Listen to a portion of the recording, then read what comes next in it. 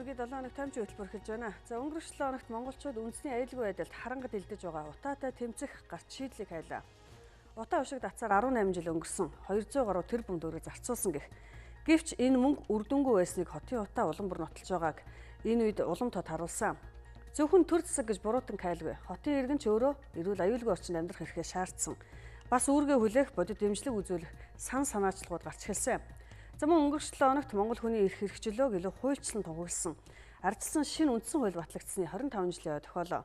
Туурга тусгаар улс гэдгээ дэлхийд зарлан тунхаглаж, хуулийн засаглалдоор нийгэм эдийн засгийн бүхий л харилцааг зохицуулах үндэс суурь болсон их хуулийн үндэс нь өнөөдөрч утга төгөлдөр хэвээр байгааг энэ өдөр иргэн сануулсан юм а. Эдийн засгийн амьдрал төсөв хөрөнгө хэрхэн дээрдэх 2 сарын дараа төлөх 580 сая ам.долларын өрийн шийдэл гарц олон нийтийн анхааралд байна. Үүнээс гадна ерөнхийлөгчийн сонгуулийн тухай эрүү зөрчлийн хуулийн төслүүд авилгалын индексээр 168 орноос 72 жагсаж байгаа мэдээллүүд өнгөрөх 7 хоногт анхаарал татлаа. За үүнээс гадна авилгалын хэрэгээс урьдчилан сэргийлэх бие даасан байгууллагатай болсны 10 жилийн үр дүн сорилтыг ч иргэн харсан гэд анхаарал татсан 7 хоног байсан юм а. Эдгээр болон бусад үйл явдлын иргэн тойрондох тайлбар мэдээллийг 7 хоног томьёо хөтөлбөрт багцлаа харна. За өнгөрөх 7 хоногт 18 жил ярьж 200 тэрбум төгрөгийг зарцуулсан гэх утаатай тэмцэх асуудлыг илүү тод авчирсан үйл явдлууд өрнөлөө. Ерөнхийлөгч сэтгүүлчдтэй уулзаж утаатай хамгийн сайн тэмцсэн бие шүүгэх маягтай үг зохиолгож хэвлийнхэн жаахан бухимдсан юм. Улиг болтолны ярьж хэвлийн сэдэв бүр нь утаа хүүхдийн өвчлөл байсан өнгөрөх жилүүдэд харин ч төсөв мөнгөгүй мэдээлэл хүүргийг гүйцэтгэсэн хэвлийнхэн байсныг хэлэх учиртай байх. Өнөөдрийн хүртэл эрүүл мэндийн яам нь эхээс амьгүй ураг төрж бага насны хүүхдийн өсөлт хөгжил өвчлөлт утаа хэдэн хувь нөлөөлж байгааг нарийн гаргасан судалгааг одоогоор хийгээгүй байна. Олон улсын зарим байгууллагаас гаргасан ганц нэг судалгааг эс тооцвол судалгаа тооцоо байхгүй байна гэдэг нь за маргааш ихэд энэ өвчтөд хэрхэн тэмцэж бууруулах газрын зураг л манай улсад алгаа гэсэн үг. Өнгөрөх 7 хоногт тэгээс 5 насны 120 гаруй мянган хүүхэд утаанаас үүдэлтэй хорвоог орхиж байна гэх тоон судалгаа дуулдлаа. Төрийн тэргүүн үндэсний аюулгүй байдлын зөвлөлийн дарагч эхийн хэвлэлдээ ураг амьгүй төрж байгааг хэлсэн. Нийслэл хотод 198 мянган өрх гэр хороолд амьдарч байна. Улаанбаатар хот жилдээ 5.9 сая тонн нүүрс төлж байгаагийн 10%-ийг гэр хороолд байгаа айл өрхүүд төлдөг байна. Гэсэн ч агаарын бохирдлын 80% гэр хорооллын айл өрхүүдийн яндан дээр нь нийслэлд байгаа 153 мянган бага уурын зуухны яндангаас гарч байгаа утаа эзэлдэг байна. Агаарын бохирдолтой өнгөрсөн жилүүдэд тэмцээгүй иш тэмцсэн. Агаарын бохирдлыг бууруулах зорилгоор 132 тэрбум төгрөг зарцуулсан ч үр дүнд хүрээгүй гэдгийг нийслэлд суурилсан агаарын чанарын хянах 14 автомат самбарын тоонууд бол харуулж байгаа юм а. Аюултай орчин. Тийм учраас аюултай орчин байгаа бол энд хязгаарлалт хийхээс өөр аргагүй. Энэ бол үндсэн хуулийн дагуу авч байгаа арга хэмжээ. Эхийн хэвлэлд байгаа одоо хүүхэд амьгүй болох хэмжээнд хүрсэн энэ гамшигыг одоо гамшиг гэхгүй юм бол аюул гэхгүй юм бол одоо юуг аюул гэх юм бэ? Одоо нэг 120 хэдэн мянган өрх тэдэн мянган одоо хүн л гэдэг тоо яриад байна. Тэрний чинь цаана хүн сууж. Одоо бүгдээрээ хариуцлагатай болёо. Ерөнхийлөгчөөс эхлээд иргэн хариуцлагатай болъё л. Тэр хаймар хог хаягдл оруулж ирээ төлж байгаа тэр иргэн сэтгэл нь өвддөг байя. За өнгөрсөн хугацаанд бид утаа бууруулахын тулд утаагүй зуух, утаагүй түлш үйлдвэрлэх шийдэл олж харсан. Гэвч гэр хорооллынхан цэвэр агаар сангийн шугамар төсвөөс олон тэрбумын хөнгөлт авч хангасан нөгөө утаагүй зуухны үр дүн хаана байна вэ гэж өнөөдөр асууж байна. Утаагүй түлш үйлдвэрлэнэ гэд 2 дугаар цахилгаан станцад оруулсан олон тэрбумын хөрөнгө оруулалт ямар хан мөргөөд өргөө үлдчихсэн бэ. Энэ бүхний цаана нөгөө л татвар төлөгчийн мөнгө өргөө урссан. Хариуцлага нэхэж халаасаа түнтийлгсэн нэгнийг нь олох нь өнөөдөр чухалч ийм муу жишг дахин давтагдахгүй байгаасаа гэж олон нийтийн хүлээлтээр өнгөрөх 7 хоногт үйл явдлууд өрнөсөн юм а. Нэг талдаа айл өрхөн маань өөрсдөө санаачлаг гарах хэрэгтэй байна, тийм ээ. Ийм одоо байдлаар бид нар бас дулааныхаа асуудлыг шийдэх болцоо боломж байгаа юм байна. Энийний төлөө одоо бас явъя, хөөцөлтөө гэдэг ийм зүтгэл сэтгэл байх хэрэгтэй нэгдүгээр. Хоёрдугаарт яг хөөр нэгэнтээ шөнийн терапийн тэгэлцсэн тохиолдолд яг айл өрхүүдийн одоо энэ эрчим хүчний хэрэглээг хангах асуудлыг бол засгийн газар анхаарал тавих хэрэгтэй. Энийг бас хийгч хэрэгжүүлж байгаа ажлаа түргэжлэх хэрэгтэй. Яг тэгэхээр нэгэнтээ бид шийдвэр гаргацсан. Одоо шийдвэрээ хэрэгжүүлэхийн тулд энэ цэцгэлгаан шугам шүлжээний хүчин чадлыг нэмэгдүүлэх, за мөн цэцгэлгаан үйлдвэрлэлийн хүчин чадлыг нэмэгдүүлэх гэх мэтлэн олон засгийн газар хийх хэрэгтэй хэрэгжүүлэх ажлууд байгаа байхгүй юу. Энийгээ ч гэсэн бас хугацааг нь түргэх хэрэгтэй. Тэрнээс бол одоо би ажил авсныхаа дараахан бас хэвлэл мэдээлэлээр ярьсан танаас санаж байгаа бах. 60 гаруй одоо эрчим хүчний үйлдвэрлэлийн төсөл Монгол улсад байгаа мөртлөө маш их хэмжээний одоо хөрөнгө мөнгө зарцуулаад баахан техник эдийн засгийн үндэслэл хийлэгдсэн. Өнөөдөр хэдэн жилийн хугацаанд ямар цахилгаан станц Монголд нэмэгдсэн та нар өөрсдөө мэдчихэж байгаа шүү дээ. Тийм ээ? Нэг ч нэмэгдээгүй. Тэгвэл өнөөдөр бид нар тэр засгийн газрын мөрийн хөтлөөр тусгасан 4-5 одоо цахилгаан станцуудыг маш хурдан одоо эхлүүлэх хэрэгтэй. Энэ ондоо багтаад эхлүүлэх ёстой. Эзээ ашиглалтанд орох хугацааг нь бол маль болох, наашлуулах ёстой гэх мэтлэн энэ одоо ажлуудыг хийх ёстой засгийн газар. Тэгвэл нөгөө талдаа энэ утаатай бууруулна гэдэг бол зөвхөн засгийн газрын ажил биш учраас иргэдийн өөрсдийнх нь оролцоо хэрэгтэй учраас иргэд ч гэсэн өөрсдөө санаачлагтай байх хэрэгтэй. За ерөнхийдөө Эрдэнэтийн засгийн газар анх удаа шинжлэх ухааны үндэслэл судалгаатай утаатай тэмцээн гэсэн санаачлагыг бол гаргасан. За өнгөрсөн оны сүүлчээр эрдэмтдийг урьж ярилцсан байгаа. Гарц шийдлийг эрдэмтэд тун удахгүй боловсруул засгийн газарт өгөх нь тодорхой байна. Улаанбаатарын утааг эрчимтэй бууруулах боломжит шийдлийг тэднээс бол хүсэж байгаа. За өмнөх засгийн газруудын утаатай тэмцэж байсан арга хэлбэрүүдээс энэ удаагийн засгийн газар бол татгалзаж байгаа нь үүгээр харагддаг юм а. Өөрөөр хэлбэл утаагүй түлш зуухдаа дахин зууралдахгүй гэдэг мессежийг бол нийгэмд хүчтэй өгсөн. За эхний бөгөөд энэ өвөлдөө ядаж эхлэл үр дүнг нь гаргачих шийдэл бол цахилгаанаар халаах. Үүний тулд эрчим хүчийг шөнийн цагт өөрөөр хэлбэл оройн 21 цагаас өглөөний 6 цаг хүртэл бол тэгэлж байгаа. Энэ ажил хэрэг болоод явж байгаа нь харин одоо дэд үтстэй нь яаж холбох вэ гэдэг асуудлыг бол гаргасан юм. Өөрөөр хэлбэл иргэд худалдаад авчих боломжтой үндэсний үйлдвэрлэгч эрдэмтдийн бүтээлтэй нь холбож өгөх. Энэ ажлын эхлэлч өнгөрсөн оногт тавьж бизнес эхэнтэй уулзлаа. Тэдний үйлдвэрлэсэн технологийн үзэсгэлэнг гүйцэтгэх засаглалын тэргүүн өөрийн нүдээр харсан юм а. Гэрэг бол ерөөсө 1 кВт-аас доош цахилгаанаар халаагаад энэ плитгтээ шийднэ. Энэ бол Монгол улсад энэний тал шиг л орно. Энэ дандаа нэг шинэ технологи гэдэг байна. Ерөөсө технологи л бидэнд ингээд ялт авчрна шүү дээ. 3 нано технологи гэдэг A420 шингэн нано технологи бүтээгдсэн технологи байгаа. Нийт агаарын бохирдлын хөдөлгөөний техникусээс үүсэлт агаарын бохирдлыг бүрэн шийднэ. Монгол улсын агаарын бохирдлыг 20% бууруулна. Нүүрсэнд хэрэгжүүлснээр Монгол улсын агаарын бохирдлыг 40% бууруулна. Нийтдээ энэ 3 нано технологи Монгол улсад жигд массаар нэвтрүүлэх юм бол нийт Монгол улсын агаарын бохирдлын 50-аас 60%-ийг бүрэн шийднэ. Цахилгаан халуугаар нь бол орчин үеийн хамгийн дэвшилтэй технологи болох параллелын хавтгай радиатор дээр, ган радиатор дээр нэмэлт хоноглол хийж цахилгаан халуугаар болгож үүсгэсэн хамгийн гол одоо шин санаа байгаа юм. За энэ шин санаагаа амьдрал дээр хэрэгжүүлж одоо үйлдвэрлэж эхэлж байна. Бид бол олон төрлөөр утааг одоо шийдэх юм болцоог судалж байна.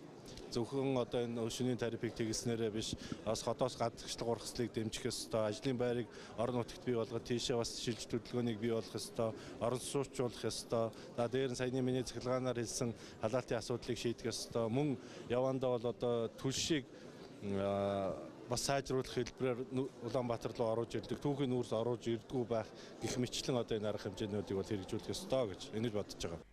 Нийслэлийн агаар хөрсний бохирдол гамшигын түвшинд хүрсэнтэй холбогдуулан үндэсний аюулгүй байдлын зөвлөл өнгөрөгч Мягмар гарагт зөвлөмж гаргасан. Дээрх зөвлөмжөд заасан хууль шийдвэр хөтөлбөрийн төслийг яаралтай боловсруулж танилцуулахыг ерөнхий сайд үүрэг болгосон юм а. Үнэхээр хотын утаа гамшигын хэмжээнд хүрлээ гэдгийг 2 ч удаа зарлалаа. Гамшиг тохиолдсон үед юу хийдэг вэ? Тэнд өөрийн дүрэн бол өөрчлөлдөг, хязгаарладаг, хоригддог, нүүлгэн шилжүүлдэг. Гамшиг гэж албан ёсоор зарлаад үндэсний аюулгүй байдлын зөвлөмж гарсан үед тулгамдсан ийм арга хэмжээ авахд саад өргөшөөл бол гардгүй маа. Гамшигын горимд өндөржүүлсэн байдлаар ажиллах боломж бол бүрддэг. Чухам үүнд гамшиг гэж төр зэсэг хүлээн зөвшөөрсний ач холбогдол бол гардаг юм. Түүнээс зөвхөн үгээр тоглох төдий бус энэ гарц шийдлийг өнөөдөр л ярьсан дээр нь ажил хэрэг болгох үүргийг Эрдэнэтийн засгийн газар өөртөө хүлээлээ гэдэг нь өнгөрөх 7 өдрийн үйл явдлаас харагдлаа. Тэгэхээр 2011 оноос өнөөдрийн хүртэл төсвөөс өөрөөр хэлбэл утаа амьсгалж байгаа татвар төлөгч бидний халааснаас гаргасан мөнгийг дэлгэцэн харуулъя. 6 жилийн өмнө 31 тэрбумыг зарцуулж байсан утааг бууруулах төсөв 5 тэрбум хүртлээр буурсан байна. Гэхдээ төсөв хөрөнгө баг гэлтгүй хийх ажлууд бол их байна. Ирэх хавар зундаа эх оны цахилгааны ачааллыг даахын тулд хүчтэй сайжруулах, хотын хүн амыг тэлэхгүй тулд шижил хөдөлгөөнийг хязгаарлах ажлуудаа эхлүүлж байна. Мөн өнгөрөх 7 хоногт агаарын бохирдлыг үүсгэж байгаа насжилт өндөртөө тээврийн хэрэгслийн импортыг хязгаарлах санал засгийн газар дээр яригдсан. За дэлхийн зарим улс орнуудад үйлдвэрлэгдээд 6 жил болсон тээврийн хэрэгслийг өндөр насжилттай гэж үзэж импортоор оруулахыг хориглож байна. Харин манай улсад импортын автомашины 70 орчим хувь нь үйлдвэрээс гараад 6-аас 10 жил болчихсон хуучин автомашин байна.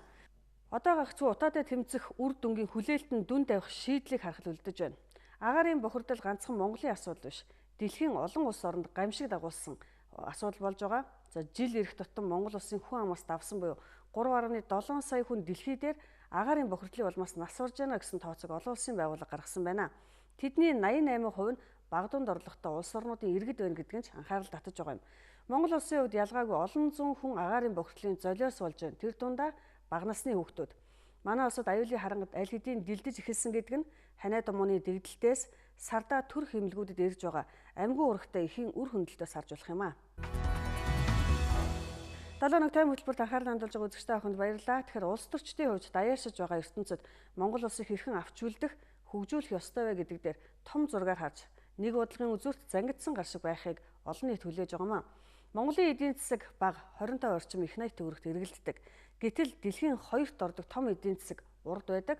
Мөн хойд хөрш, Япон, Америк нэгдсэн улс энтхэг гээд том эдийн засагтай улс орнуудтай улс төр эдийн засгийн харилцаатай.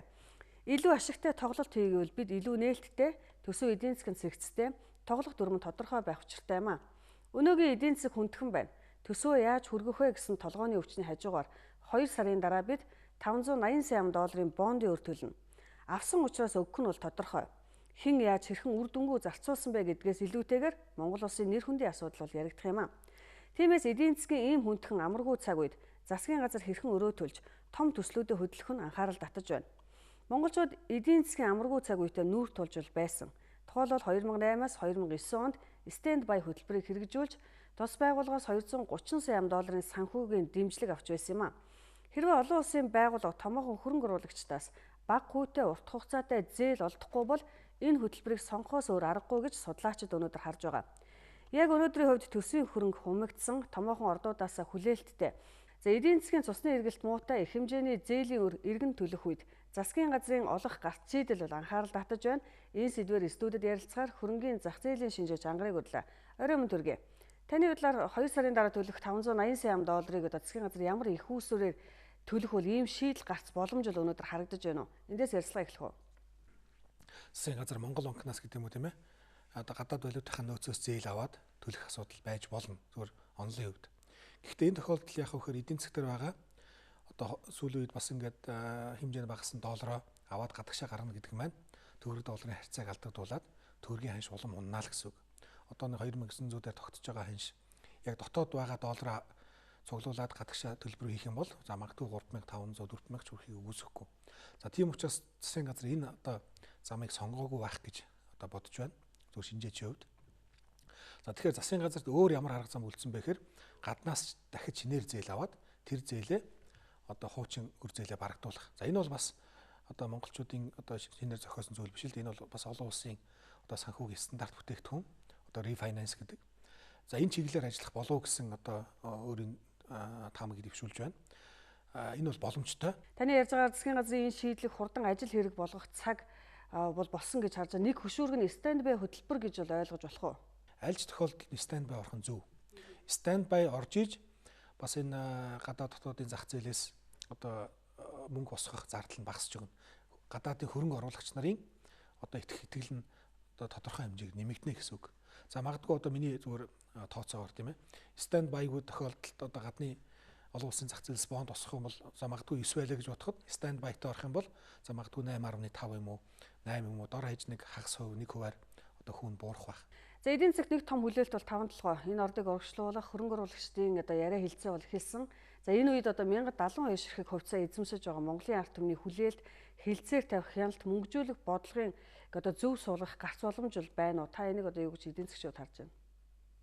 Болдгүй яг угаасаа энэ засгийн газрын үүрэг нь. Яг тэгэхээр тухайн одоо төслийн гэдэг юм уу те тухайн одоо компани хувьцааны 10%-ийг нийт одоо Монгол улсын иргэд эзэмшиж байгаа учраас тухайн одоо ямарваа нэг шийдэл маань тухайн одоо хувьцаа эзэмшигчдийн эрх ашиг л хамгаалсан байх хэрэгтэй. Эрх ашигт нийцсэн байх хэрэгтэй. Гэхдээ энэ эрх ашигт нийцсэн гэдгийг бас зөв ойлгох хэрэгтэй. Нэг одоо сайд дарга гэдэг юм уу тийм ээ. Төрийн өндөр албан тушаалтан нэг тийм олон нийтэд таалагдсан үгээр одоо жишээлбэл энэ иргэдийн хувьцаа амлахгүй. Иргэдийн 1072 хувьцаа ямар үед одоо ашигтай ажил байх вэ гэхээр тухайн хувьцааных нь компани нь бодитоор үйл ажиллагаа явуулж ийж тийм ээ. Нүүрсээ хятад тодорхой одоо бодитоор зарж ийж, төмөр зам нь тавигдж ийж, нүүрснийх нь борлуулалтын үн нэмэгдэж ийж тэр 1072 хувьцааны одоо үнц нь бодитоор бий болно. Тэгэхгүй одоо 1072 хувьцаа бол энэ ерөөсөө гадных нь өгж болохгүй Монгол улсын үнц нь гэдэг юм. Ингээд нэг хоосон дараад ах бол энэ зүгээр хоосон тоо байдлаар л энэ. Одоо сүүлийн 6 жил хоосон тоо байлаа шүү дээ. 1070 хувьцаа гэдэг ард иргэдийг бараг худалчид хуурч мэхэлсэн гэж хэлж болох үст тийм ээ. Ямар ч өргөөгөөж байдгүй 6 жилийн хугацаанд хувьцааных нь өөрчлөгддөг, ногдол ашиг өгдөг, хувьцаа эзэмшдийнхаа уралд оролцуулдаг хувьцаа гэж угаасаа байхгүй байхгүй. Тэгээ тийм л хувьцааг одоо Монголын засгийн газар, Монголын төрмэн олон нийтэд санал болгоод байл. Тэгэхээр тэр хувьцаа гэдэг зүйл маань ямар үед үнц нь хөрхөөхөр нөгөө компани л үр ашигтай ажиллаж ийж. За эдийн засгийн өнөөгийн хүндрэлээс гарч идэл 5 орддох иргэдийн 1072 ширхэг хувьцааг мөнгөжүүлэх боломжийн талаар хөрөнгийн зах зээлийг шинжиж ангартай ярилцлаа. Баярлалаа. За баярлалаа. 7 өнөг таймчийн хөтөлбөр үргэлжилж байна. Тэгэхээр Монгол улсын шинэ ардчилсан үндсэн хууль баталсны 25 жилийн өнгөрч баасан гарагт тохиолоо монголчуудын оюун санааны их зөвшөлтслийн баримт бичиг их хууль гэдгээрээ бол онцлог юм. Үндсэн хуулийн хүрээнд нийгэм эдийн засгийн бүхий л харилцааг зохицуулсан 600-аар хууль батлагдсан байна. Шинэ үндсэн хууль Монгол улсыг ардчилсан зах зээлийн эдийн засаг шилжсэн, өөрөө өөрийгөө шинээр тодорхойлсон, хүний эрх хэрэгчлөөг хуульчлан баталгаажуулсан, улс төр хууль эрх зүйн чухал баримт бичиг болсон гэдгээр бол онцлог. 1992 оны 1-р сарын 13-нд шинэ үндсэн хуулийг баталцахад 430 гаруй депутат Монгол улсын насанд хүрсэн 953 мянган иргэний санаачлагыг тусгасан их зөвшөлтсөл гэж үздэг юм а. 1990 оны 5 сард ардын их хурлаас үндсэн хуулийг боловсруулах чиг үүргүүхийн ажлын хэсгийг томилж улмаар улсын баг хурлыг байгуулсан байдаг. Улсын баг хурлын гишүүд 2 жил шахам хугацаанд ажиллаж үндсэн хуулийг боловсруулах, за ингэхдээ бүх ард нийтээс авсан саналыг нэгтгэн боловсруулж ардын их хурлд өргөн барьсан юм. За улмаар 76 хоног хилцэн шүүж шинэ ардчилсан үндсэн хуулийг баталсан юм а. Өнгөрөх 7 хоногт үндсэн хуулийн 25 жилийн ойд зориулсан олон эрдэм шинжилгээний хурал болж их хуулийн үн цэнийг олон нийтэд ойлгуулах, хууль эрх зүйн салбарын шийдвэрлийг улам боловсронгуй болгох санаачлагууд өрнөсөн үйл явдлууд ихтэй байлаа. Үндсэн хуулийн төслийг хэлэлцэн батлах үеийн Монголын нийгмийн амьдрал нэн амаргүй байсан. Монголчууд талх авахын тулд дараалал зогсдог. Мах гурлаас эхлээд савн тос хүртэл картын хууртай, дэлгүүрийн лангуу хоосон, цахилгаан гэрэл тасардаг, ажлын байр хомсдсон, авдаг цалин нь амьдралдаа хүрхээ болчихсон байсан. Төрийн ордон дотор үндсэн хуулийнхаа төслийг хэлэлцээд халууханч гудамжиндаа жагсаалтай эдэр эсийн жавар тачигнаж байсан. Ийм цаг үед улс түмний гэсэн хоёргүй сэтгэлээр асуудалд хандаж үүрэг хариуцлагаа гүнээ ухамсарлан үндэсний эвлэрэл зөвшлийг эрхэм болгож хуульдаан талцлаас ангид тусдаа салбарын болон нам улс төрийн эрх ашигаас хол зайдуу байж үнэн чударгыг эрхэм болгон ажилласан хүмүүс бол үндсэн хууль тогтоогч, ардын их хурлын депутат, улсын баг хурлын гишүүд та бүхэн юм а. Тэдний амьдрал тохиосон энэ гайхамшигт үйл хэрэг бол тохиол биш, хувь заяа. Эх орныхоо өнцөг булан бүрээс эргэн түмнээ төлөөлж ирсэн эцэг хуулиа үлгийдэж авсан тэд бол түүхэн гавьяатай хүмүүсээ. Энэ гавьяаг монголчууд үеийн үедээ мартахгүй бахархан хүндэлж явах учиртай юм а. Нэг нэгмээс өгөө шилжих амаргүй цаг үед үндсэн хуулийг баталсан. Гэхдээ суур зарчмуудыг нэлээд сайн хундаамтай тавьсан эрх зүйн баримт бичиг гэж өнөөдөр үздэг юм. Хэдийгээр зарим нэг судлаачид улс төр нийгмийн зарим хүндрэл үндсэн хуулиас болсон мэт ярьдагч, за үндсэн хуулийн мэдэгтэн, сахигтэн гэсэн хоёр үгний утгыг эхлээд ухах ёстой гэж судлаачид хэлдэг юм а. Учир нь өнөөдөр Монгол улсад мөрдөгдөж байгаа бүх хууль тогтоомж шийдвэр үндсэн хуульд нийцсэн байх ёстой. Гэтэл үндсэн хууль зөрчсөн гэх шийдвэр олонтаа гарах болсноос харахад хууль боловсруулах, батлуулах чанартай анхаарах болсныг бол гэрчилж байна. Мөн үүнээс гадна үндсэн хуулиа нарийн сайн уншиж, судлаж ойлгох хэрэглэхгүй байгаа нь юм л болвол үндсэн хуулиас боллоо гэх үг хэлэх гарах болсонтой холбоотой гэж зарим судлаачид шүүмжилдэг юм.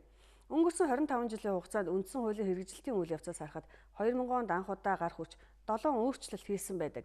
Энэ өөрчлөлтийг дордуулсан 7 өөрчлөлт гэж хэлдэгч авах гээхийн ухаанаар хандах заалтууд ч байдаг юм а. Хамгийн гол нь төрийн эрх мэдлийн хуваарлтыг тэгш болгох, засаг захиргааны байгуулалт түүний удирдах дээд байгууллагын шийдвэрийг эргэн хардаг байх, хариуцлагын тогтолцоог нь хамтд нь хийж өгөх гээд зарим зохицуултыг сайжруулах ёстой гэдгийг ч бол судлаачид хэлдэг. Гэхдээ 6 бүлэг 70 зүйлтэй шинэ үндсэн хуулийн 10 хүрэхгүй хувьд нь өөрчлөлт хийх ёстой гэж үзэх хүмүүс байна. Үндсэн хуулийг батлалцсан депутатуудын хувьд тун болгоомжтой хандахгүй бол өөрчлөх гэж байгаад нүдийг нь сохолцохыг гэсэн болгоомжлыг ч бас дагуулдаг юм. Тусгай тогтнолыг одоо задлж сайн ойлгуулах шаардлагатай. Ухаандаа тусгай тогтнол гэдэг дотор хил ордог, үнэт зүйл ордог, хууль ордог. Энэ гурав бүрдэж иж хэрэгжиж тусгай тогтнол гэдэг ойлголтыг бий болгодог. Тэр үнэт зүйл гэдэг нь юу байх вэ гэхээр эрхэмлэх үнэт зүйл бол эх орж үзэл байна, үндэсний эм нэгдэл байна. Ингэж задлаад энийг хэрэгжүүлж байгаа хянаж байгаа байгууллагууд нь байна уугүй. Тэр ажлаа зөв хийж гэнэ үү гэдгийг л судлах хэрэгтэй гэж бодоод байна л дээ. Энэ үндсэн хуулийг цааш нь Монгол эх орны хөгжил, Монгол хүний амьдралд илүү өгөөжтэй байхын тулд тодорхой хэмжээгээр энийг эргэж харах шаардлага бол байгаа юу л байгаа л гэдэгтээ би санал нэгдэж. Зөвхөн миний хувьд өөрийн гэдэг санал бол би Монгол улсын парламент хоёр танхимтай байх ёстой. Энэ асуудлыг хүлчлэх ёстой гэсэн байр суурин дээр би байдаг. Түмний амьдрал ядуурчлаа. Ер нь хүнд байдалд орчихлоо шүү дээ. Тэгээ эний чинь нэг жих эзэн хэрэгтэй дээ. Тэгэхээр тэр эзэн нөлөөл үндсэн хууль болчиход байгаа юм уу? Тэгээд өөрчлөе гэж. Гэхдээ бидний батлсан үндсэн хуулинд нэг дутагдал байна. Энэ 25 жилийн дараа. Тэр нь юу вэ гэхээр бид нар бол сонгодог парламентын засаглалыг байгуулж чадаагүй. Ерөнхийлөгч парламент хоёрын холимог одоо ийм хэлбэрээр үндсэн хуулиа хийцсэн учраас өнөөдөр улсын их хурлд ерөнхийлөгч засгийн газар шүүх эрх мэдлүүдийн тэнцвэрт байдал бол ямар нэг хэмжээгээр алдагдсан. Хариуцлагын тогтолцоо бол байхгүй болцсон. Улс орны өнөөдрийн хүнд байдалд орцсон олон улсын гэрээ хэлцээрийг Монголын ард түмэнд ашиггүйгээр хийцэн энэ зүйл дээр бол хүнтэй хариуцлага тоож чадахгүй байна л да. Тэгэхээр хэрвээ одоо үндсэн хуулинд өөрчлөлт оруулъя гэвэл энэ хариуцлагын тогтолцоог нь сайжруулсан ийм зүйлийг хийх хэрэгтэй юм байна. Одоогийн байдлаар миний ойлгож байгаа улсын их хурл бол ер нь хууль тогтоох эрх мэдлийн намуудын эрх баригчдад алдчихсан. Ерөнхийлөгч засгийн газар зарим хэсгийг бол алдчихсан. Улсын их хурлын засгийн газартай хяналт тавьж чадахгүй болсон. Энэтэй бол шууд холбоотой байна. Улс орон хөгжихийн хэрээр бол одоо энэ үндсэн хуулинд өөрчлөлт оруулах шаардлага гарч ирдэг бол гарч ирдэг. Гарцаах гарч ирж байгаа. Хаана өөрчлөлт оруулмаар байна гэхээр бол энэ бол нэг засаглалын хуваарлтын асуудал байна тий. Одоо өөрөөр хэлбэл парламент засгийн газрын хоорондын харилцааны асуудал, шүүх засаглалын асуудал, нутаг дэвсгэрийн нэгжийн асуудлууд гэдэг юм асуудал байна уу гэл байна. Тэгэхээр шууд ингээд цэлэн бариад өөрчлөнө гэдэг тавлын санал нийлдэггүй. Эхлээд юуны өмнө үндсэн хуулиас мөрдөн гардаг органик хуулиуд тухайлбал одоо их хурлын хууль, засгийн газрын хууль, шүүхийн байгууламжийн тухай хуулиуд байна шүү дээ. Энэ хуулиуд дотор үндсэн хуулийнхаа үйл санааг яг зөв зохицуулж чадж гэнэ үгүй гэдгийг их судлах хэрэгтэй. Энүүгээрээ засах арга юу вэ гэдгийг их судлах хэрэгтэй. Өөрөөр хэлбэл одоо засгийн газар байгуулахад ингээл их хурлын оролцоо хэтэрхий их байна ч гэдэг юм иймэрхүү яриа гарч шүү дээ. Энд чинь улсын их хурлын хуулиар ч юм уу засгийн газрын тухай хуулиар, ерөнхийлөгчийн тухай хуулиар бол хийчих болохоор зүйл. Тэгэхээр бол эхлээд юуны өмнө сэлмэн талахаас өмнө жижигэн засваруудаа тухайн хуулиудаар нь хийгээд явж болох уу гэдгийг судлах хэрэгтэй. Үндсэн хуулиас одоо болж саадсан нийгмийн хөгжлийн ямар нэгэн зүйл байхгүй гэдэгт би эгэлцэхгүй байна. Зөвхөн үндсэн хуулийн шинжилгэлийн тухай асуудал бол одоо цагт тавигдж байна. Тэгэхдээ энэ шинжилгээг хийхдээ энэ хийх гэж байгаа энэ зүйл маань шинжлэх ухааны үндэслэлтэй том зүйл гэдгийг анхаарч энэ би даасан одоо судалгаа явуулж ингэж хийх ёстой юм байгаа юм. Зөвхөн хэдэн хүн одоо ингэж бодж байгаад би ингэвэл яасан, тэгвэл яасан гэж юу үндсэн хуулинд ийм өөрчлөлтийг хязгаарч аль ч улс хийж байгаагүй.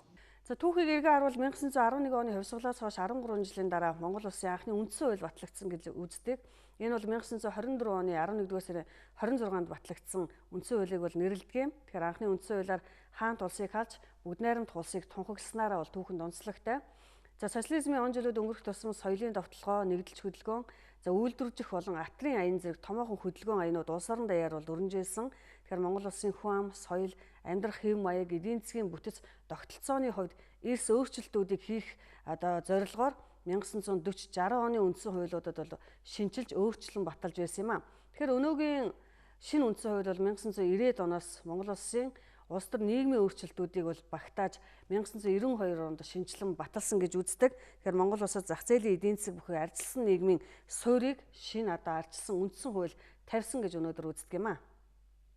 7 өнөг таймчийн хөтөлбөр үргэлжилж байна. За дараагийн сэдэв бол авилгал улсын хурал дээр анхаарал татсан зарим хуулийн төслийн талаар студид тайлбар ихээр таймж алтан гэрэл ажиллаж байна. Өнгөрсөн 7 өнөخت үндэсний чуулган боллоо. Манай улс бол одоо авилгал авж өгдөг улс орнуудын тоо нэлээд дээгүр бичигддэг ийм улс. Тэгэхээр үндэсний чуулганаар голц гаргалгааг одоо судлаачид юу гэж ярьж байна? Манай улсын хувьд өнөөгийн байдлаар авилгалын төвшингийн хувьд ямар байна вэ гэдэг дээр бол судалгааны байгууллагууд бас дүгнэлтээ гаргасан байдаг. Олон улсын байгууллагын судалгаанаас үзвэл 2015 оны байдлаар бол 163 улс орноос 72 дугаар байрт жагсаж байна. За энэ бол төрүүчийн төвшин харьцангуй буурсан боловч бас авилга буурах болоогүй байгаа, өндөр үзүүлэлттэй байна гэсэн асуудлуудыг хөндөж ярьж байгаа. За ер нь авилга байгаа ямар салбарууд байгаа, хамгийн өндөр эрсдэлтэй ямар салбарууд байна вэ гэдэг дээр бас мэргэжлийн байгууллагууд, авилгатай тэмцэх газар холбогдох судалгааг бол гаргасан байдаг. За энэ судалгаанаас авч үзвэл эрүүл мэндийн байгууллага, боловсролын байгууллага их эрсдэлтэй байна. Газрын асуудал тойрсон бас авилгын сүлжээ өнөөдөр буурахгүй байна. Энэ чиглэлийн шүүмжлэлийг бол бас төлөөллүүд нэлээд хэлж байгаа гэдгийг бол судалгаагаар тогтоосон. За нөгөө талдаа уул уурхайн салбар хөгжиж байгаатай холбогдоод бас авилгын үзүүлэлтэд зэргээр нөлөөлж байна. За нөгөө талдаа батлан хамгаалах салбар бас нэлээд өндөр эрсдэлтэй гэсэн судалгааг бол авилгатай тэмцэх байгууллага бол гаргасан байна.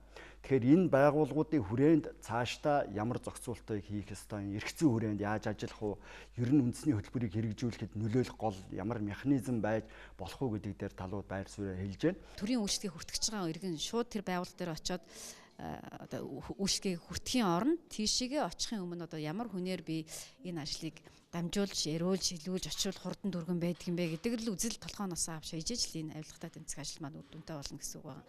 Өөрөөр хэлбэл төрийн үйлчлэгийг яг л хүрдэг цагтаа өгдөг иргэн ч гэсэн бүрдүүлэх ёстой материалаа бүрдүүлчихээ тэр үйлчлэгийг цаг тухайд нь авчиж чаддаг тийм хэмжээнд буюу энэ стандарт л яг хэвших ёстой. Нөгөө талаас төрийн албан агчийн бас тэр ёс зүйн үнэлэмж нь их дээшилж, ёс зүйн доройтолд бол орохгүй тэрнээс өөрсдөө өрсөн сэргийлдэг байж ижил энэ ажил маань аль талаасаа явж иж үр дүнд хүрнэ. За нэг үеийг бодвол бас авилгалтай тэмцэх энэ авилгал гэдэгтээ бол олон нийтийн хувьд төрийн бас байгууллагууд нь бас нэлээд чадварчаад дуу хоолойгоо өргөдөг болжээ гэдгийг бол яг энэ чуулганы өөр бол ярьжсэн цаашдах шийдлүүдийг өгч харж байна. Ер нь хамгийн гол одоо зорилт бол үндсэн авилгатаа яаж тэмцэх үү гэдэг чиг зүг бол үндэсний хөтөлбөрөөр тодорхойлогдож гарсан.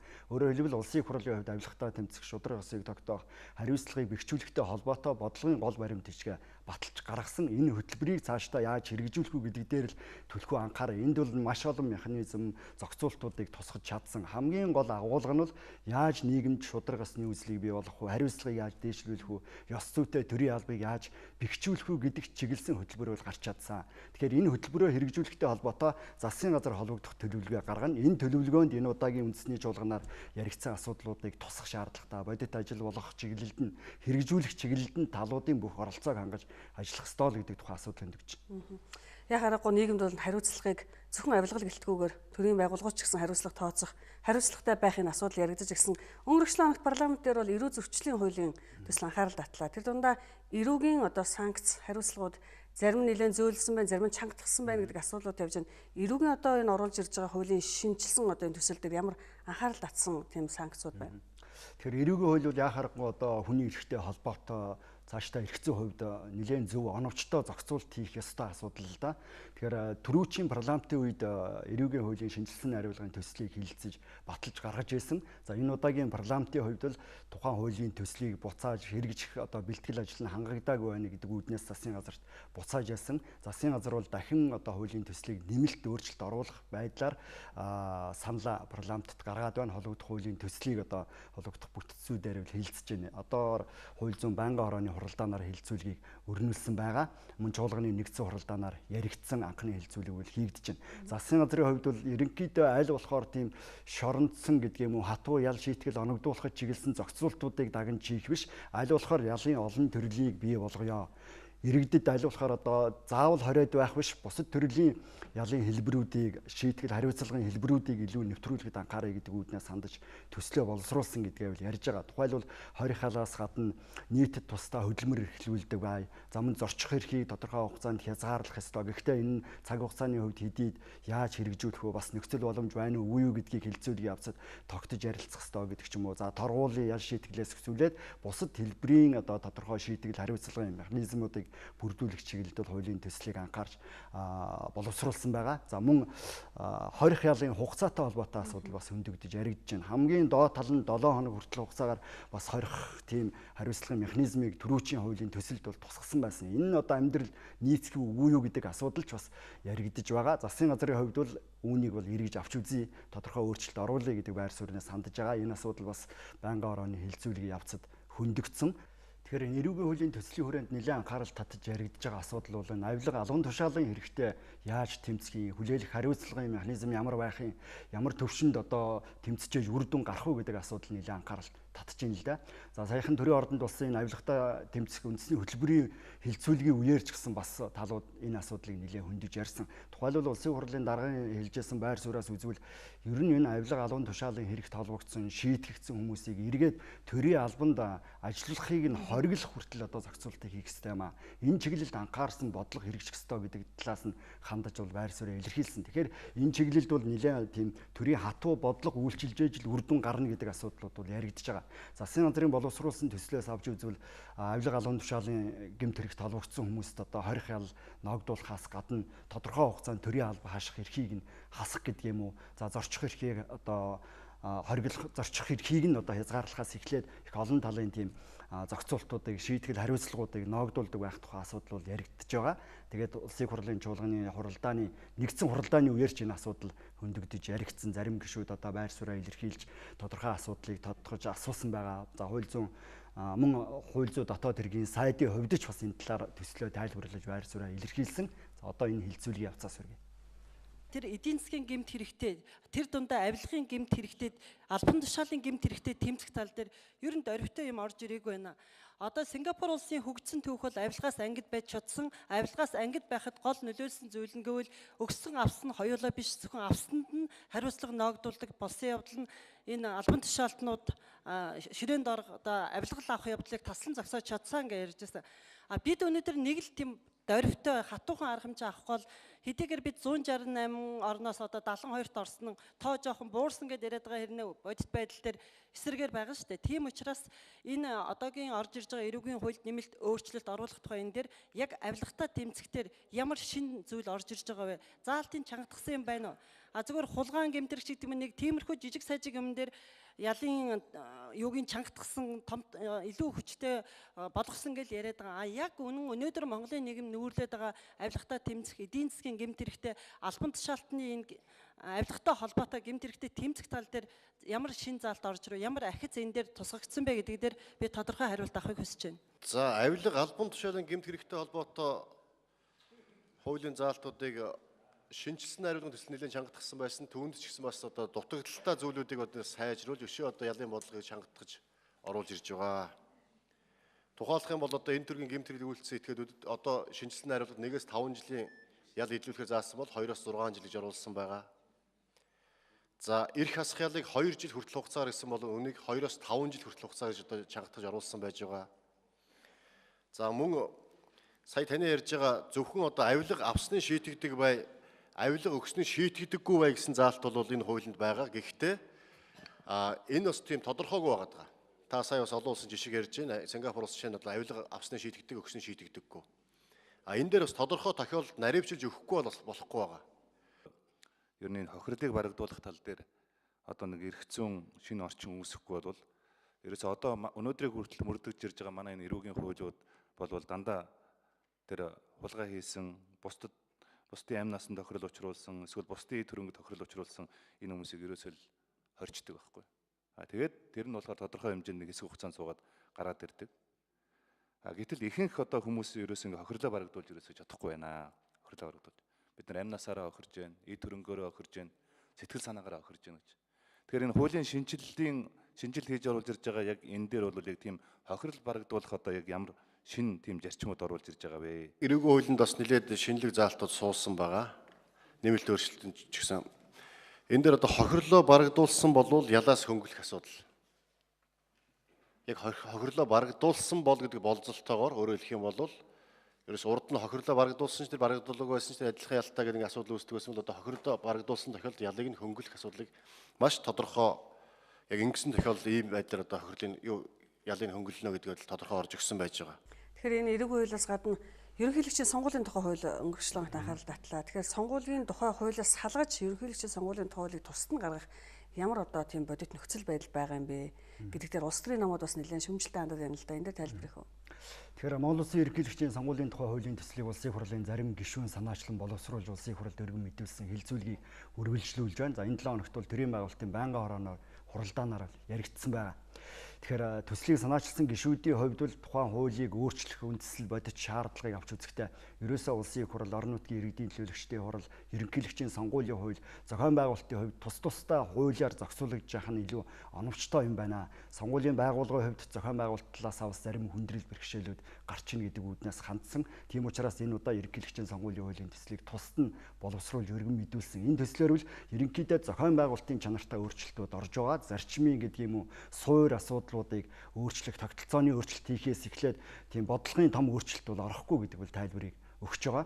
Тэгэхээр төслөөс авч үзвэл сурчлагаатай холбоотой жишээлбэл хоног хугацаанд дээр бас эргэж авч үзэх зарим зохицуулт хийгдэх тухай асуудал яригдж байна. Нэр дэвшигчдийн сурчлагааг бол түрүүчийн хуулиар бол одоогийн хүчин төгөлдөр байгаа хуулиар бол үндсэндээ нэг 17 хоногийн хугацаанд явуулж байгаа. За энийг 22 хоног болгохоор одоо холбогдох заалтыг тусгаж байна. За мөн нэр дэвшигчдийн сонгуулийн зардлын нөхцөл байдалд бол аудитын байгууллагад дүгнэлт хийдэг. Цаашдаа төлөвлөлтөнд нь бас тодорхой дүгнэлт гаргадаг бай гэдэг тухай холбогдох заалтыг тусгахаар яригдж байна.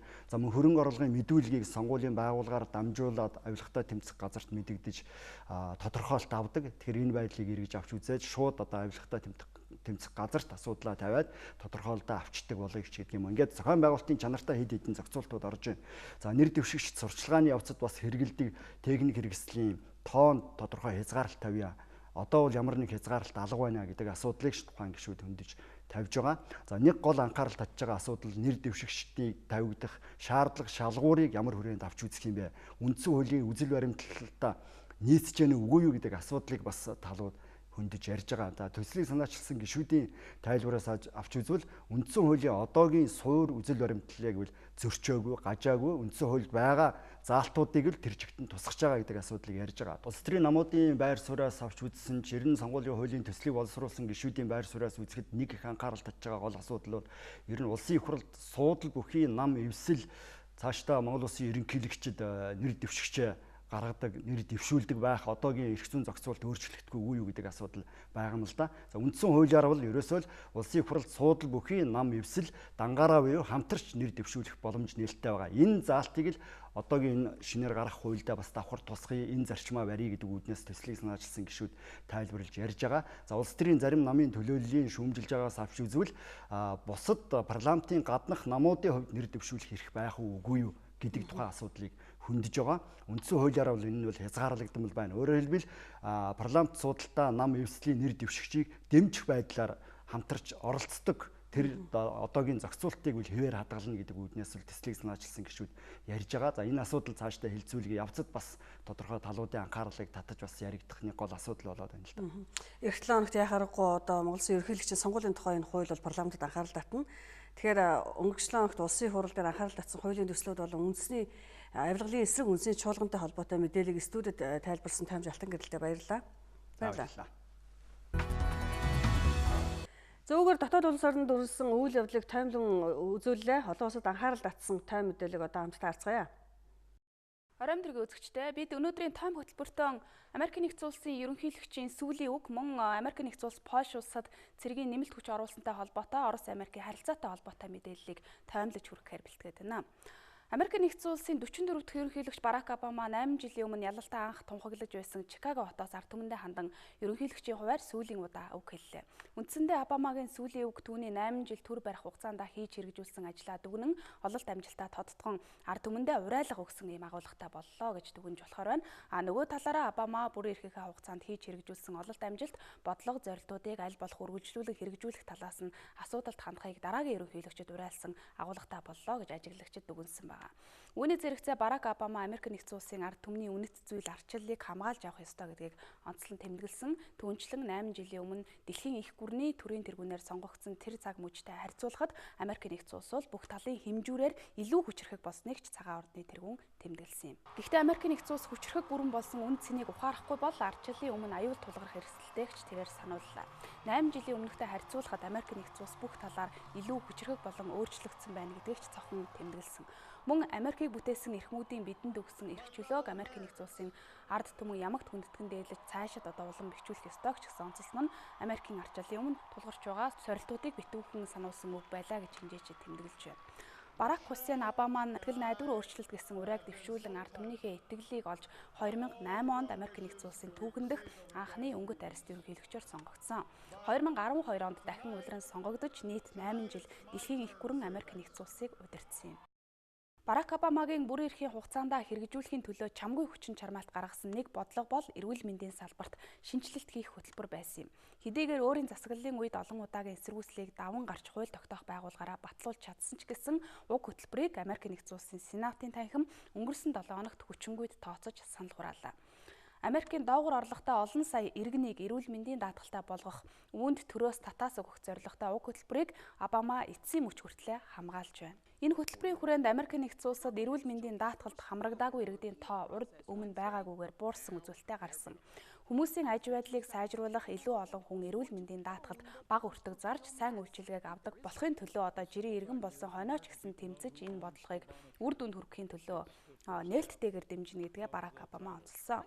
Мөн арьс өнгөөр ялгарлах үзэл Америкийн нийгэмд хүчтэй хэвээрээ байна. Ялангуяа Америкийн залуу үеийнхний хандлагад энэ байдал бол илүү их ажиглагдж байна. Гэхдээ үүний эсрэг Америкийн үе үеийн төр засаг тэмцэж ирсэн, цаашид ч гэсэн энэ үзлийг халахын төлөө тууштай тэмцэх ёстойг Барак Обама сануулсан. Өнгөрсөн 8 жилийн хугацаанд Барак Обамагийн засаг захиргааны гадаад бодлого түүний хэрэгжилтэнд алдаа оноо ололт амжилтын аль аль нь байсан.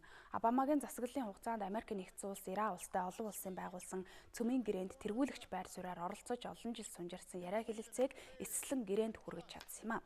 Хагас зууны турш харилцаагүй байсан Куб улстай харилцаагаа сэргээж арлын оронд илүү нээлттэй байдлаар хандах шинэ хуудсыг нээсэн. Мөн 9-р сарын 11-ний террорист халдлагыг удирдсан зартай алан хядагч гэгддэг Осама бин Ладныг хөнөөж алан хядах ажиллагааны гол цөмийг үгүй хийхэд Обамагийн засаг захиргаа үр дүнтэй ажиллагаа явуулж чадсан. Иракт олон жил явуулсан дайныг зогсоож тус улсаас цэргээ гаргасан зэрэг нь илүү ололт амжилттай гадаад бодлогын үр дүн гэж олон улсын хүрээнд дүгнэлт хийж байна. Харин ойрогт орнуудын Лив, Сир улсуудад баримталсан гадаад бодлого нь төдийлөн амжилттай байсангүй. Ливд хувьсгалын дараа нөхцөл байдал сайжирсангүй, нөхцөл байдал улам хүндэрсэн. Мөн Сирийн иргэний дайнд төдийлөн амжилт олж чадсангүй. Тэр дундаа Исламын улс бүлэглэлийн эсрэг Барак Обамагийн явуулсан бодлого шийдвэрийн үр дүн одоогоор бол төдийлөн сайн гарсангүй гэх ийм шүмжлэлч түүний бүрэн эрхийн сүүлийн өдрүүдэд гарч байна. Түүнчлэн Израиль Палестины энхийн хэлэлцээрт хүргэх зорилт нь бас бүтсэнгүй, харин ч одоо асуудал хүндрэх тишээ хандах төлөвтэй боллоо гэж зарим шүүмжлэгчид дүгнэлтээ хийсэн байна.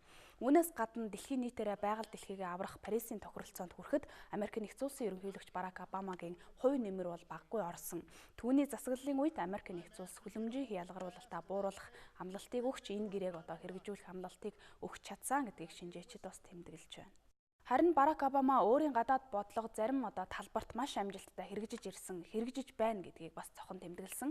Тухайлах юм бол Америк нэгдсэн улс терроризмын эсрэг боддоор тэмцэж ирлээ. Энэ бол ардчлал эрх чөлөөг хамгаалахын төлөөх тэмцэл мөн. Хэрвээ салан тусгаарлах үзэл хит даврах үзлийн эсрэг тэмцэхгүй бол ардчлал үгүй болж улс орнууд хоорондын тэмцэл нэмэгдэх эрсдэлтэй тулгарна. Исламын шашинтай Америкчуудыг ялгарлан гадуурхах байдлыг ч мөн халах ёстой. Иймд ардчлалаа хамгаалъя, ардчлалд Америкийн ард түмний хүчин зүтгэл хэрэгтэй байна гэж Барак Обама уриалсан юм а. Мөн цагаан ордны тэргүүн дэлхийд гол нөлөөтэй Орос хятадын талаар илтгэлдээ онцолсон нь түүний сүүлийн үгийн гол хэсэг байсан гэдгийг хэвлэлүүд онцолж байна. Америк нэгдсэн улсын 44 дахь ерөнхийлөгчийн энэ илтгэлийн утга агуулгын талаарх олон улсын шинжээчдийн таамаг дүгнэлтээс харах юм бол Барак Обама ерөнхийдөө бол Америк нэгдсэн улсын ам цав үүссэн улс төр түүний хоосон үзэл баримтлал, эдийн засгийн тэгш бус байдал, нийгмийн хуваагдал, арьс өнгөөр ялгарлах үзэл нэмэгдэж байгаа зэрэг олон асуудлыг боддоор илэрхийллээ.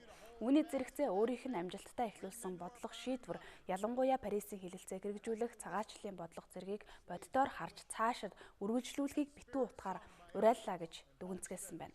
Хэдхэн хоногийн дараагаар дэлхийн их гүрний төрийн эрх мэдлээс буух гэж байгаа Барак Обамагийн нэр хүнд 57% байгаа тухай Америкийн хэвлэлүүд түүнийг сүүлийн илгээлтэд өгөхтэй холбогдуулж судалгааны үр дүнг гаргасан.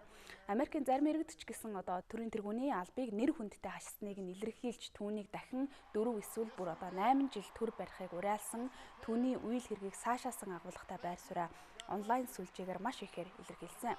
Энэ бол хэдийгээр Барак Обамагийн бодлогод хэрэгжээгүй бодлого, амлаад биелүүлээгүй олон асуудал үлдсэн ч гэлээ Америкийн нэгдсэн улсын түүхэнд нэр хүндтэйгээр төрийн эрх мэдлээс буусан ерөнхийлөгчдийн нэг болж бичигдэж байгаагийн илэрхийлэл гэдгийг ажиглагчид тэмдэглэж байна. Энэ 7 хоногт Америкийн нэгдсэн улс зүүн Европод Оросын холбооны улсын эсрэг тогтоон барих арга хэрэгслээ нэмэгдүүлэх зорилгоор Польш улсад 3500 орчим цэрэг нэмж байршууллаа. Америкийн нэгдсэн улсын бүрэн эрхийн хугацаанд дуусаж байгаа ерөнхийлөгч Барак Обама төрийн эрх мэдлээс буухаасаа өмнөхөн Польшид цэрэг оруулсан нь Оросын холбооны улсаас болгоомжилж байгаа НАТО дахь холбоотон улс орнуудаа тайвшруулах зорилготой алхам. Өөрөөр хэлэх юм бол 2014 онд Оросын холбооны улс Кремийн хойгийг Украинаас өөртөө нэгтгэж авсантай холбоотойгоор Оросын холбооны улсын баруун тишд хэлэх бодлогыг хязгаарлах зорилгоор Вашингтон зүүн Европ дахь хүчээ зузаатгаж байна гэж өрнөдийн шинжээчид дүгнсэн байна. Харин Оросын холбооны улсын засгийн газар Америкийн нэгдсэн улс зүүн Европод цэрэг зэвсгийнхээ хүчин чадлыг нэмэгдүүлж байгаа нь дан ганц Оросын үндэсний аюулгүй байдал санал хийлээ зогсохгүй, Европын аюулгүй байдлыг тогтворгүй болгох хүчин зүйл мөн гэж хариу байр сууриа илэрхийллээ. Хүйтэн дайнаас хойш Америкийн нэгдсэн улсын зүүн Европод байрлуулсан хамгийн өргөн бие бүрэлдэхүүнд тооцогдож байгаа энэ бүрэлдэхүүнд 3500 гаруй орчим цэрэг, 80 гаруй хуягт техник, танк зэрэг багтаж байна.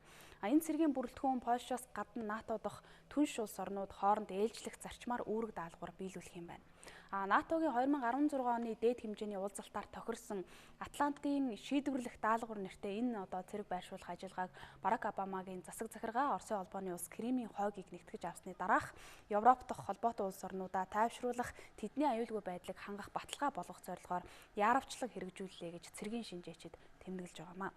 Түүнчлэн сүүлийн 2 жилийн хугацаанд Оросын холбооны улс Балтийн тэнгисийн бүс нутаг дахь оролцоогоо нэмэгдүүлж ирсэн нь Балтийн тэнгисийн улс орнууд Оросын дараагийн байна болчихгүй гэж болгоомжлоход хүргэсэн гэж зарим улс төрийн шинжээчид бас энэ үеэр тэмдэглэж байна. Оросын холбооны улсыг Америкийн нэгдсэн улсын 2016 оны ерөнхийлөгчийн сонгуульд хөндлөнгөөс нөлөөлсөн гэх тагнуулын байгууллагуудын дүгнэлттэй холбоотой болгоомжлолын дунд Кремльтэй харилцах харилцааг сайжруулах, хоёр орны хооронд үүссэн хурцтмал байдлыг намжаахын төлөө ажиллана гэдгээ мэдгдсэн Дональд Трампын тангар гөргөх ёслолын өмнөхөн Барак Обамагийн засаг захиргаа зүүн Европод цэргээ яарвчлан байршуулсан нь олон улсын анхаарлыг баггүй татаж байна. Гэхдээ Кремль Дональд Трампын засаг захиргаа Вашингтонтой харилцаагаа сэргээх бодлого барих болов гэсэн итгэл найдварын дүнд Америкийн энэ алхмын хариуг барихаа түр азнах харзнаж магадгүй юм. Америкийн нэгдсэн улсын ерөнхийлөгчөөр сонгогдсон Дональд Трамп сонгуулийн кампанийнхаа үеэр Оросын холбооны улстай зөрчилдгөөр альва үйлдэлээс зайлсхийх, аль болох харилцаандаа дулаан уран амьсгал оруулах бодлого барина гэдгээ мэдэгдсэн учраас дан ганц Оросч гэлтгүй олон улсын хүрээнд ч гэсэн Трампын Москвад баримтлах бодлогыг түлхүү анхаарч хүлээх хандлага бас энэ үеэр ажиглагдаж байна. Оросын холбооны улс Пуйчин эсэргүүцэн хамгаалах систем С-400 Кремийн хогт байрлуулж Пемгаргаас уг системийг Пуйчингаас хамгаалах горимд шилжүүлсэн тухайга энэ үеэр мэдэгдлээ. Гэхдээ энэ бол Америкийн нэгдсэн улсын зүүн Европод цэргийн хүчээ зузаатгахсантай холбоогүй эртнээс төлөвлөж бэлтгэж байж байрлуулж байгаа ийм алхмаа гэдгийг бас Кремлийн зүгээс мэдэгдсэн байна. Харин 7 хоногийн сүүлээр Америкийн нэгдсэн улсын 45 дахь ерөнхийлөгч болох гэж байгаа Дональд Трамп Исландад Оросын холбооны улсын ерөнхийлөгч Владимир Путинтэй дээд хэмжээний уулзалт хийх сонирхолтой байгааг Британий хэвлэлд мэдээлсэн. Өөрөөр хэлэх юм бол Дональд Трампын Путинтэй Исландад хийх дээд хэмжээний уулзалт түүний анхны гадаад айлчлал болох төдийгүй тэрээр Америк Оросын харилцаанд сэв суулгаад байгаа цөмийн зэвсэг хоригдуулах тухай гэрээг сэргээх ажлыг ч гэсэн эхлүүлэхээр төлөвлөж байгаа гэсэн ийм мэдээлэл гарсан юм а. Москвач Путин Трамп нарын хооронд дээд хэмжээний уулзалт хийх энэхүү саналыг хүлээн авах төлөвтэй байгаа гэсэн мэдээллийг Оросын холбооны улсын Их Британи дахь элчин сайдын яамтай ойр байдаг их сурвалж Британий Sunday Times сонд мэдээлсэн нь энэ 7 хоногийн бас нэгэн анхаарал татсан сэдв болсон юм а. Ингээд олон улсын хүрээнд Дональд Трамп тангараа өргөсний дараах гадаад айлчлал Оросын холбооны улсын ерөнхийлөгчтэй уулзах дээд уулзалтаас эхлэх нь үү гэсэн ийм хүлээлт бий болж байна. Үзэгчдээ бид та бүхэндээ энэ 7 хоногт олон улсын хүрээнд анхаарал татсан гол үйл явдлын мэдээллийг таймлж танилцууллаа. Биднийг сонгон үзэж байгаа үзэгчид та бүхэндээ баярлалаа. Одоо та бүхний анхаарлыг спортын мэдээнд хандуулъя. Орой минь төргийн үзэгчдээ та бүхэн амралтын өдрөө сайхан өнгөрүүлж байна уу? Монголын мэдээ суваг өдөр тутмын спортын мэдээгээ үзүүлж байна. Монголын хөл бөмбөгийн холбооны футсалын ордонд Pepsi Дээд лигийн тэмцээний тойргийн тоглолтууд үргэлжилж байна. Өнөөдөр тэмцээний хүрээнд 3 тоглолт болсноор Pepsi лигийн тэмцээний 4-р тойрог өндөрлөлөө. Өнөөдөр лигийн талбайд болсон эхний тоглолт хүчрхэг бүрэлдэхүүнтэй Хоромхон Сэлэн Кресогуудын хооронд өрнсөн.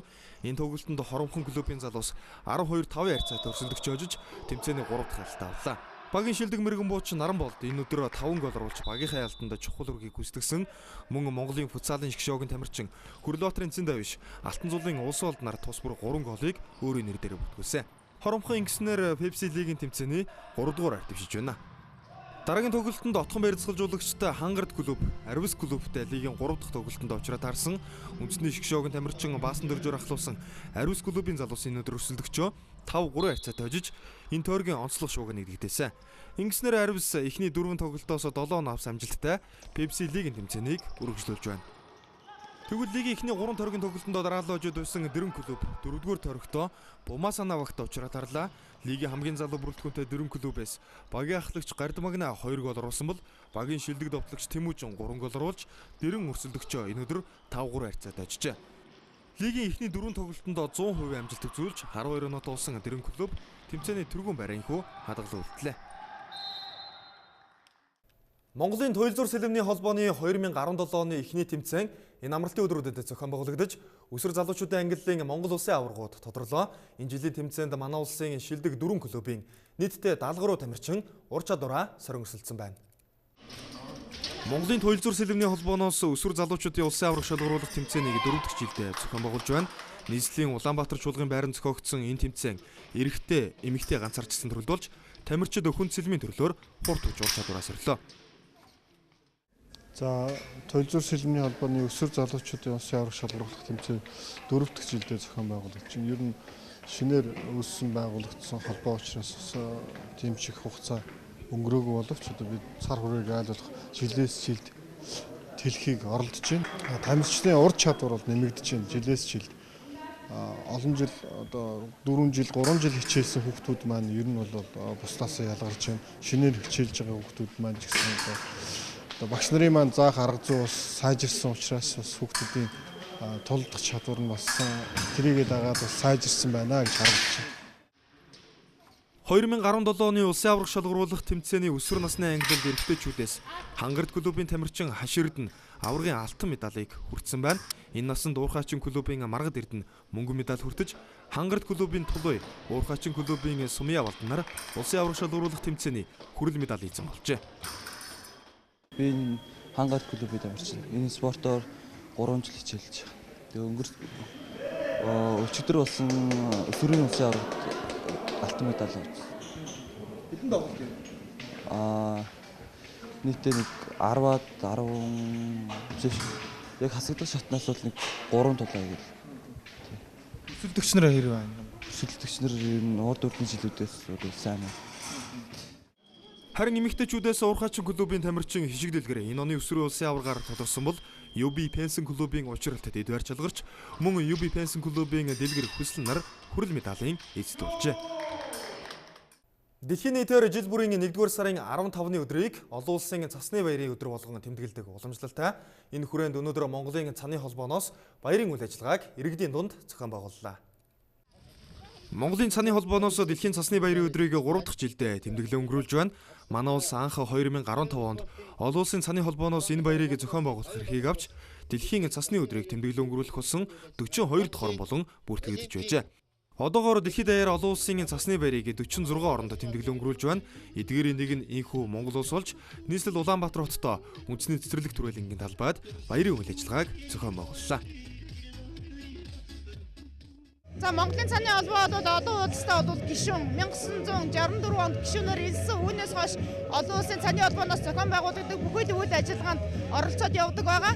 Тэгээд манай дэлхийн цасны өдрийн маань гол зорилго бол одоо бүх нийтээрээ ингээд цасны өдрөөрөө одоо идэвхтэй гуулгах, тоглох ийм үйл ажиллагаатай байх ёстой. Тэгээд ийм зорилготой. Тэгээд энэ зорилгынхаа хүрээнд одоо энэ үйл ажиллагаа маань явагдаж байгаа. Энэ өдөр өвлийн спортын тэмцээн уралдаан санын болон сноубордын шилдэг тамирчдын үзүүлбэр зэрэг нийтийг хамарсан олон үйл ажиллагааг зохион байгуулж, иргэд дэлхийн цасны баярын өдрийг тэмдэглэн өнгөрүүлэх хүрээнд бүтэн нэг өдрийг өвлийн спортын тэмцээн уралдаануудаар өрсөлдөө өнгөрүүллээ. Манай улс их орнд болж байгаа тэмцээн уралдааны мэдээлэлээс үргэлжлүүлэн хүргэе. Шатрын 2017 оны насан туршидын улсын аварга шалгаруулах тэмцээний анхан шатны тэмцээн өнөөдөр Монгол Улсын боловсролын их сургуулийн байранд болсон байна. Монголын шатрын холбоо Монгол Улсын боловсролын их сургууль Төрийн банкны дэмжлэгтэйгээр 2017 оны насан туршидын шатрын улсын аварга шалгаруулах тэмцээний анхан шатны тэмцээний зохион байгууллаа. Анхан шатны тэмцээнд эх орны өнцөг улам бүрээс өсвөр залуучууд насан туршид эрэгтэй 134, эмэгтэй 42 шатарчин оюун ухаанаас сорин өрсөлдсөн байна. Эрэгтэй 134 шатарчнаас Улаанбаатар хотын Ариад, Сугарын Ганбаатар, Мончес клубын тамирчин Батуулдын Нямсран, Хаан Алтай клубын тамирчин Чингүүний Сумья тэргүүтэй 40 шатарчин дараагийн шат буюу хагас шишээ шатанд шалгарсан бол эмэгтэй 42 шатарчнаас Хосмастер клубын шатарч Цогцлмоо, Урамбэр клубын Цэцэн бэлэг, Цэцэн үүдэл клубын Маралгаа тэргүүтэй 20 шатарч хагас шишээд өрсөлдөх эрх авчээ. Энэ тэмцээнд бол одоо манай өсвөр насны хүүхдүүд маш сайн тоглож байгаа. Энэ эмэгтэйд бол дандаа өсвөр насны хувийн хүүхд шалгарсан байгаа. Эмэгтэйд бол энэ 30-аас бол энэ ихэнх нь бас одоо 15-6-аас доош насны хүүхдүүд юм шалгарч байгаа. Энэ тэмцээн бол энэгээр онцлог одоо хамгийн гол нь манай өсвийн шатчд бол маш одоо өндөр түвшинд хөгжиж байгаа харагдж байна. Шатрын улсын аварга шалгаруулах тэмцээний хагас шишээ тэмцээн 2 дугаар сарын 1-ээс 19-ний өдрүүдэд Улаанбаатар хотод болох бол энэ жилийн улсын аварга шалгаруулах тэмцээний шигшээ тэмцээн 3 дугаар сарын 13-наас 23-ны өдрүүдэд болж улсын аварга шатарчин тодорх юм а. Автоспортын Олимп Дакар ралли уралдаан энэ сарын 2-ны өдөр эхэлсэн. Өнөөдөр уралдааны сүүлийн буюу 12 дахь гараа Аргентины Рио Квартогоос нийслэл Буэнос Айрес хот хүртэл 786 км зам үргэлжилж энэ оны ялагчдаа тодрууллаа. Дакар ралли уралдаан энэ жил уламжлал ёсоор мотоцикл, автомашин, ачааны автомашин 4 дугуйтын төрлөөр явагдаж ялагчдаа тодрууллаа. 1979 оноос ихтэй Дакар ралли уралдаан 2007 он хүртэл Европ болон Африк ТV нутаг дэвсгэрийг давнан үргэлжилдэг байсан бол тамирчид 2009 оноос эхлээд Өмнөд Америк ТV нутаг дэвсгэрт уралдаж байгаа юм. Энэ жилийн уралдааны хувьд Аргентин, Боливи, Парагвай улсын газар нутгийг давнан үргэлжилж нийтдээ 12 багийн 100 гаруй тамирчин өрсөлдсөн. 38 дахь удаагийн Дакар ралли уралдааны 12 гараа нийтдээ 8782 км замд үргэлжилж ийхүү өнөөдөр энэ жилийн ялагчд тодорлоо. Өнөөдрийн гарааны мотоциклийн ангилалд Ямаха багийн Франц тамирчин Адрен Ван Веврен тэргүүн байр эзэлсэн бол 4 дугуйтын ангилалд мөн Ямаха багийн Игнасио Кассале хошуучилж энэ жилийн уралдааны 2 дахь түрүүг өгсөн. Харин автомашины ангилалд Францын Peugeot багийн Алдрат Себастьян Лой бишилдэгнэснээр энэ жилийн уралдааны 12 гарааны 5 дахь түрүүс амжилтыг үзүүлж байна.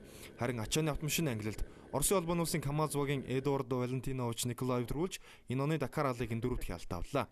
Ийхүү Алдрат Дакар ралли уралдаан 13 өдрийн турш үргэлжилж 12 гарааны дараах нийлбэр дүнгээр мотоциклийн ангилалд Их Британий Сэм Сандерланд төрүүлсэн бол Оросын улбаны улсын тамирчин Сергей Караякн 4 дугуйтай ангилалын аваргаар тодорсон байна. Тэгвэл тэмцээний гол өрсөлдөөн явагдсан автомашины ангилалд Францын Peugeot багийн алдар тамирчин 51 настай Стефано Петрансл нийлбэр дүнгээр хошуучилж тэмцээний аварга цолоо хамгаалснаар Дакар ралли уралдааны 13 дахь түрүүг өргөцсөн. Ачааны автомашины ангилалд 2017 оны шилдгээр Оросын улбаны улсын Эдуардо Николаев тодорлоо. Өдгөө 32 настай Эдуард Николаев 2009 оноос хойш КамАЗ огт уралдаж байгаа бөгөөд Оросын багийн хамтаар 3 дахь удаага Бартаац замын хаан уралдаанд төрүүллээ. Эрхэм үзэгч та бүхэндээ их спортын ертөнцид болсон тэмцээн уралдаан үйл явдлын мэдээлэлээс танд хүргэлээ.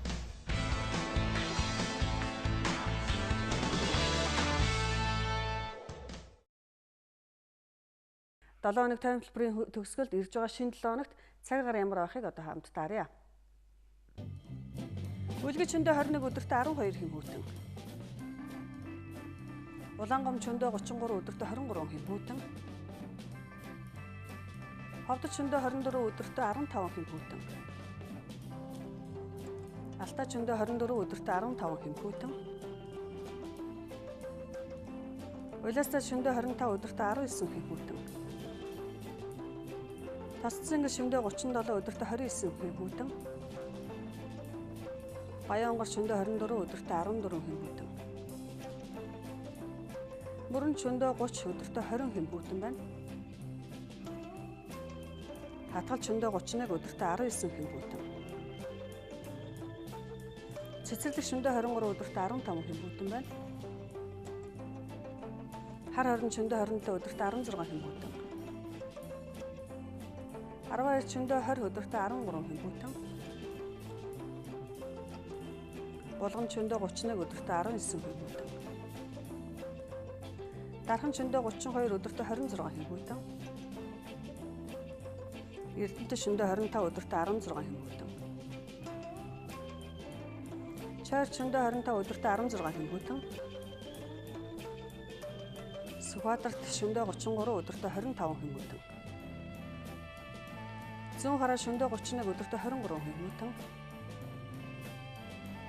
Зүүн модод шөндөө 26 өдөртөө 19 хэмбүтэн. Багнуур шөндөө 34 өдөртөө 22 хэмбүтэн. Чингис шөндөө 36 өдөртөө 24 хэмбүтэн. Баруун урт шөндөө 27 өдөртөө 19 хэмбүтэн. Чойусан шөндөө 30 өдөртөө 21 хэмбүтэн. Мандалгол шөндөө 24 өдөртөө 14 хэмбүтэн. Далан залгадад шөндөө 20 өдөртөө 9 хэмбүтэн. Хамбагдад шөндөө 16 өдөртөө 8 хэмбүтэн. Сайн шандад шөндөө 23 өдөртөө 12 хэмбүтэн. Замын өдөд шөндөө 22 өдөртөө 11 хэмбүтэн. Улаанбаатар шөндөө 25 өдөртөө 17 хэмбүтэн байна.